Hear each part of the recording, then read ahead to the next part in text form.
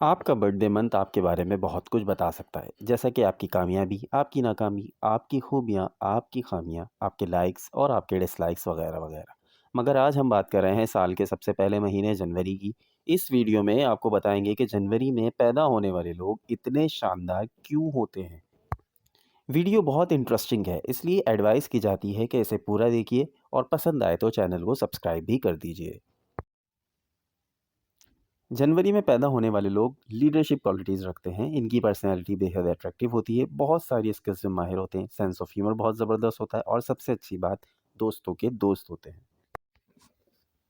Quality number one, very kind. जनवरी में पैदा होने वाले लोगों का दिल बहुत बड़ा होता है, बहुत ही काइंड होते हैं, अपने फ़ायदे के लिए कभी किसी को तकलीफ़ नहीं देते, हमेशा दूसरों की मदद करना पसंद करते हैं।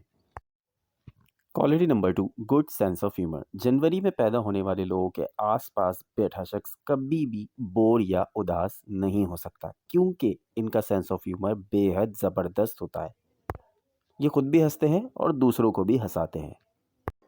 Quality number three, independent. ये वो लोग नहीं होते जिन्हें काम के लिए आपकी ज़रूरत पड़ेगी। ये लोग 99% इंडिपेंडेंट होते हैं, आज़ाद नेचर रखते हैं, बेहद बहादुर होते हैं।